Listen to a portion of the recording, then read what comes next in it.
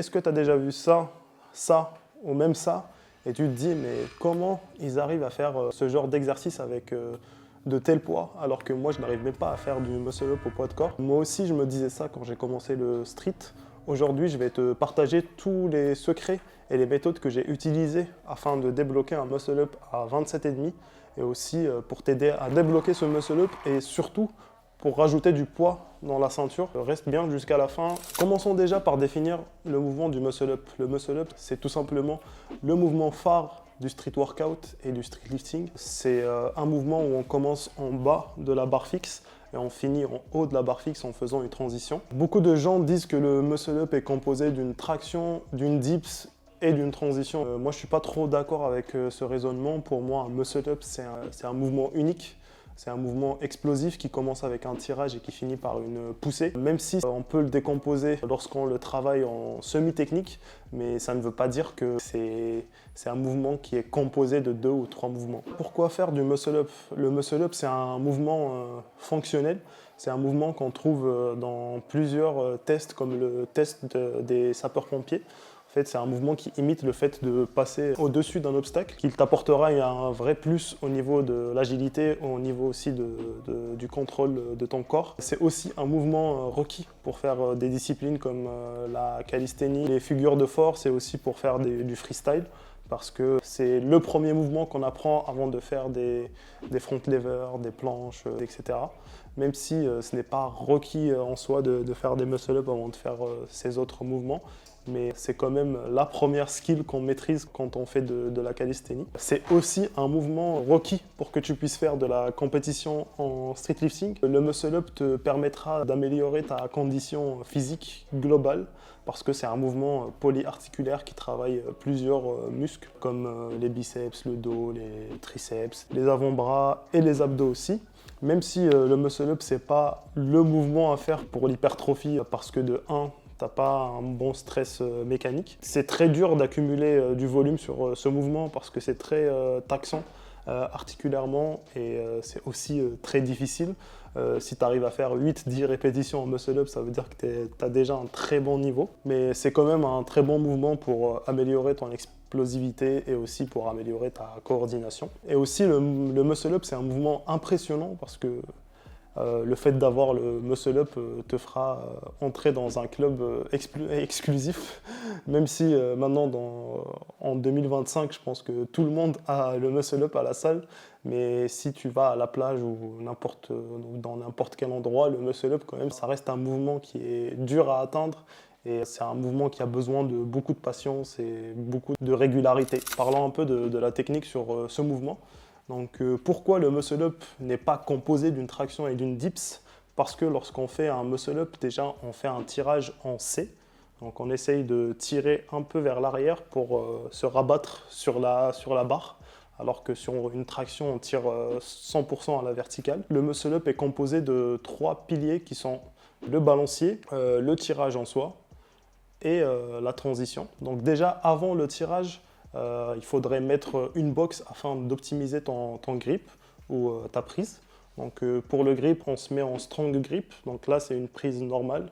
Et en strong grip, on essaye de s'agripper au niveau de la paume des mains afin de faciliter déjà la transition et de mieux engager nos avant-bras. Je vous conseille de mettre de la magnésie si vous avez du mal à tenir le semi-false grip. Et si vous n'avez pas de magnésie, je vous conseille d'aller au Decathlon qui est à côté pour acheter une petite magnésie. Avant le tirage, déjà, on cherche une fermeture thoracique afin d'engager au maximum les abdos et aussi afin de limiter le keeping ou la flexion de hanche. Je vous conseille de mettre la box un peu en arrière ou la mettre à un pas de la barre afin d'initier ce fameux balancier qui va nous permettre de tirer. Et sur le début du tirage, l'objectif est de tirer sur le début du retour afin d'utiliser le balancier pour nous aider à monter plus. C'est aussi important de regarder la barre parce que le corps suit le regard. Si on regarde tout devant, on ne sait pas vers où tirer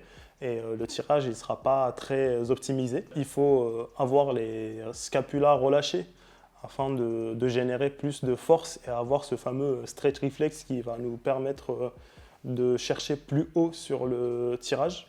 Donc déjà, 3 points clés, déjà, c'est tirer sur le retour, relâcher les scapulas et aussi regarder la barre. Petit disclaimer, quand on fait de l'endurance, on essaye de tirer le plus tard possible afin d'optimiser au maximum ce balancier et faire le moins d'efforts possible lors de la remontée. Pendant la transition, c'est important d'avoir les hanches le plus proches de la barre possible afin d'optimiser la distance de tirage. Pendant la transition, on essaye de tourner les poignets comme si on accélérait en moto. Et en même temps, on ramène les coudes en arrière afin de monter plus haut et aussi afin de ne pas faire ce chicken wing qui est pas ouf pour le muscle-up. Donc là, j'ai parlé un peu de la technique avec une petite checklist pour avoir le muscle-up parfait. Mais comment avoir le muscle-up parfait si on n'a pas de muscle-up? Donc là, on va parler un peu du fait d'apprendre le muscle-up. Déjà, il vous faudrait quelques petits prérequis afin d'être prêt à apprendre. Donc déjà, il faut avoir un bon niveau sur les tirages en général. Et la bonne guideline à avoir, c'est 10 tractions bien exécutées, donc avec un bon dead stop et une amplitude complète. Avoir 15 dips bar et une traction explosive, donc une traction où on touche les pecs. Bien sûr, vous pouvez commencer à faire le muscle-up avant même d'avoir ces prérequis, mais l'apprentissage il va être plus lent et il faudrait acquérir de la force en plus afin de travailler ce mouvement un peu plus facilement. Et aussi, ces prérequis, je les ai sortis un peu de ma tête, mais ça vient un peu de mon expérience en tant qu'athlète et aussi de mon expérience avec mes élèves que je coach et aussi de l'expérience des autres athlètes et des autres coachs. Donc déjà, pour apprendre le muscle-up, il faut comprendre la technique. Et pour mieux comprendre la technique et les 3 piliers qui sont le balancier, la transition et le tirage, il faudrait implémenter quelques exercices qui vont vous aider à comprendre subtilement cette technique. Un bon exercice, c'est de mettre un poids juste pour avoir une cue visuelle au sol à un pas de la barre fixe, donc un pas vers l'avant. Quand on fait le balancier, on essaye de toucher ce poids avec le pied. Donc ça va nous permettre d'optimiser le balancier et surtout de savoir quand est-ce qu'il faut tirer. Il n'y a pas de meilleure façon de comprendre la transition que de faire des négatives ou que de faire le mouvement tout simplement. Donc un exo que j'aime bien, c'est de mettre une box le plus proche possible de la barre et de sauter vers la barre fixe tout simplement et essayer de finir en haut comme si on essaye de passer un obstacle. Et à terme, l'objectif, c'est de faire augmenter de plus en plus la distance entre la barre et le sol. Ce qui veut dire, au lieu de mettre la box de façon verticale, la mettre de façon horizontale, puis changer la box par un step, etc. Et aussi faire du tirage explosif avec keeping. Le fait de faire un tirage explosif te permettra d'apprendre à tirer avec plus d'explosivité, tout simplement. Donc on peut combiner ces 3 exercices pour mieux comprendre la technique. Donc on peut déjà faire un tirage depuis la box tout en ayant un petit élan vers le bas. Et aussi on peut combiner le premier exercice qui va te permettre de toucher le poids avec le pied ou avec l'orteil et puis de faire un tirage explosif avec keeping. Pour apprendre le muscle up, il faut aussi faire un mouvement qui se rapproche le plus du muscle up. Donc là, c'est vraiment l'intitulé du principe SAID dont on a parlé sur la vidéo des tractions que je mets juste ici. Donc si jamais vous n'avez pas vu cette vidéo, n'hésitez pas à cliquer sur le lien que vous pouvez voir juste ici. Mais vous allez me dire, mais comment je vais faire un mouvement qui se rapproche le plus du muscle up alors que moi je n'ai pas le muscle up? Donc il y a plusieurs façons de rendre le mouvement du muscle up plus facile, soit en rajoutant un élastique. Donc comme je l'ai dit au début de la vidéo, si tu n'as pas d'élastique, je t'invite à aller au Decathlon qui est à côté de chez toi et aussi à Action, parce qu'à Decathlon maintenant les élastiques sont un peu chers. Ça prouve déjà que j'ai pas de sponsor Decathlon. L'objectif, c'est de commencer avec un élastique à forte résistance, un élastique de 50 kg, 30 kg, etc. Et progresser petit à petit jusqu'à ce que ça devienne facile avec l'élastique et puis de diminuer la résistance de l'élastique petit à petit. Donc c'est une méthode qui peut fonctionner. Une autre méthode qui est un peu plus taxante au niveau des coudes et des articulations, c'est le fait de faire des négatives au muscle-up ou des excentriques en faisant l'exo que j'ai introduit juste avant, lorsque je parlais de la technique. Pour avoir le muscle-up, il faut aussi travailler sur des semi-techniques, on appelle ça, donc décomposer le muscle-up en plusieurs parties. Il faut aussi apprendre à tenir un semi-false grip. Un semi-false grip, c'est quoi? C'est un grip où on tient la barre au niveau de la paume des mains.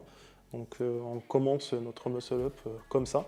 Donc c'est l'un des bienfaits de mettre la boxe. Ça nous permet de se mettre en cette position même avant le tirage. Ça nous permet de passer à la transition plus facilement et de parcourir moins de distance, enfin de moins tourner le poignet afin de passer cette transition. Il faut aussi faire du renfort au niveau des muscles que le muscle-up sollicite, donc le dos, le triceps, les biceps, les avant-bras et faire du renfort abdos aussi, donc devenir plus fort dans la salle. Quel est le bon moment pour se lester? L'étape du lest au muscle-up n'est pas une étape à trop appréhender.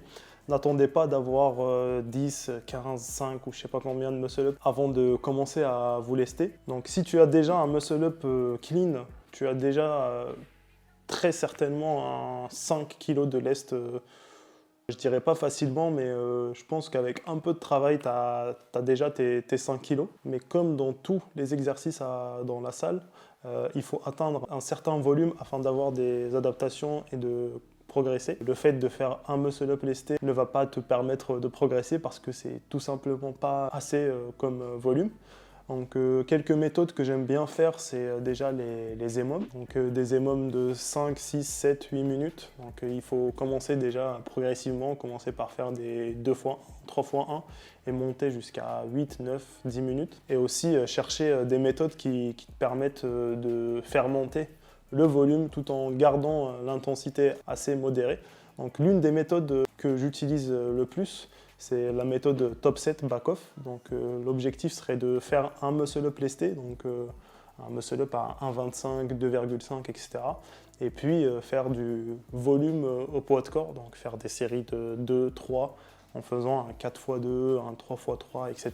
Le fait de faire un top set déjà va te permettre de comprendre plus la mécanique du mouvement et les différentes subtilités entre le muscle-up lesté et le muscle-up poids de corps. Et aussi afin d'avoir cette potentiation qui va te permettre de réussir tes muscle-up poids de corps un peu plus facilement que si tu fais directement du muscle-up poids de corps. Et si tu n'arrives pas à faire des muscle-up poids de corps juste après un muscle-up lesté, tu peux toujours régresser et faire des muscle-up à l'élastique. Donc le plus important, c'est de répéter ce pattern technique du muscle-up. Ceci dit, le muscle-up lesté est le next level du muscle-up. Et beaucoup de gens galèrent pas forcément dans la technique en soi, parce que la technique est très similaire, mais beaucoup plus pour balancer les poids, pour gérer le balancier. Il y a aussi l'appréhension des poids. Donc déjà, avant toute chose, achète-toi une corde qui est assez longue pour avoir le poids au niveau de tes chevilles et au niveau des talons, afin d'avoir une bonne prioception. Donc je t'invite d'aller contacter Lift Trainer. Je vous mets l'Insta juste ici. Ou aller voir son site Street Lifting France afin d'avoir la corde Street Lifter, donc la meilleure corde du marché si tu fais plus d'1,80 m. Comme je l'ai dit, tiens ton poids avec les talons afin d'avoir une bonne prioception et aussi serre-le fort afin de limiter la flexion de genou et aussi afin d'avoir cette petite flexion de hanche qui est autorisée en compétition. Qui va t'aider à monter au muscle-up lesté. N'hésitez pas à me dire en commentaire si vous voulez une vidéo qui rentre un peu plus dans le détail sur le muscle-up lesté. La petite différence entre le MU lesté et le MU poids de corps, elle est beaucoup plus dans le timing de tirage et dans la flexion de hanche. Lorsqu'on fait du MU lesté, on essaye de démarrer, enfin d'initier son tirage le plus tôt possible dès le retour du balancier afin d'optimiser le tirage et aussi afin de faire cette flexion de hanche. Et de la flexion de hanche aussi est l'une des différences entre le poids de corps et le MU lesté. Lorsqu'on fait du poids de corps, aucune flexion de hanche est autorisée, alors que lorsqu'on fait du lesté, on est autorisé à faire un peu plus de flexion de hanche afin de contrebalancer ce poids. Comment programmer le muscle-up lesté en street-up lesté est un mouvement très technique.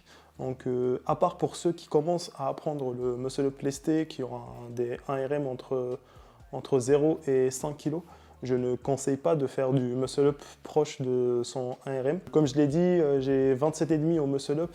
Et lorsque je m'entraîne en muscle-up, je dépasse jamais les 15 kg, à part quand je fais des pickings, parce que c'est un mouvement qui est très taxant articulairement. Et vu que le street lifting, c'est un sport où on fait 4 mouvements, c'est important de ne pas avoir d'usure au niveau des articulations et de aussi réussir à faire les autres mouvements. Il est important de prioriser un peu plus le volume et de prioriser aussi le travail en semi-technique afin d'avoir les adaptations sans avoir les contraintes du muscle-up. Et je priorise aussi beaucoup plus la partie tirage que la partie poussée. Parce que jusqu'à ce jour, je n'ai jamais vu de gars en compétition qui a raté un muscle-up sur son dips. C'est très très très rare. Généralement, lorsqu'on fait du muscle-up, le point de blocage il est beaucoup plus sur la hauteur du tirage et sur la transition aussi. Donc je ne vois pas l'intérêt de perdre son temps à travailler la poussée sur le muscle-up. Je conseille beaucoup plus de faire du muscle-up en no dips, en moins sur une séance afin de limiter un peu les contraintes articulaires et aussi afin de travailler mieux la transition et de travailler mieux la hauteur du tirage. Je privilégie un peu plus le high set low rep que le contraire. Donc faire beaucoup de séries et ne pas faire beaucoup de répétitions. Donc je conseille beaucoup plus de faire des EMOM, de faire des 4x3, des 5x4, etc. Sans forcément faire des intensités très hautes.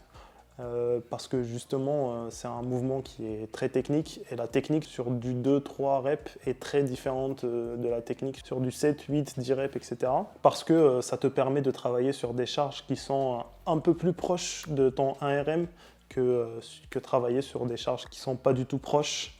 Et c'est justement pour avoir plus d'adaptation. Un truc qui est un peu en contradiction avec cette vidéo, un petit conseil aussi, c'est de ne pas faire du muscle-up le centre de ta programmation. Parce que le street lifting, c'est un sport à 4 mouvements. Et c'est le mouvement qui rapporte le moins de points dans le SL. Parlons un peu des variations du MU en street lifting. Même s'il n'y en a pas beaucoup, il y en a quand même beaucoup de variations qui sont intéressantes. Donc l'une d'elles déjà c'est le muscle up à résistance élastique. Ça te permet d'avoir une résistance ascendante. Enfin, en fait, lorsqu'on est en bas du mouvement, l'élastique déjà n'est pas en position étirée. Donc il n'a pas assez de résistance que lorsqu'on est sur la phase de transition. Donc logiquement, quand on fait du MU élastique, on rend la transition la partie la plus dure du MU. Ça permet de mieux bosser la transition qu'un muscle-up classique. Par contre, je ne conseille pas d'abuser sur la résistance de l'élastique.